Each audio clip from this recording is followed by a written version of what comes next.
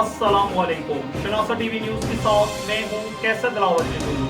शामिल करते हैं news update. Hasan Abdal mobile shop पर डकैती की वारदात, लाखों रुपए मलियत के मोबाइल और नगद रकम छीन कर नामालूम डकैत बासानी से फरार।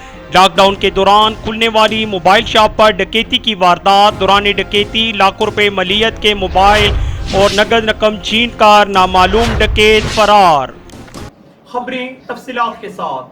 हम आपको तफसीलात से आगाह करते चलें कि हसन अब्दाल शहर के अंदर वाक़या मारूफ शाहजूलन मार्केट में वाक़या MS मोबाइल शॉप को दिन दिहाड़े लूट लिया गया।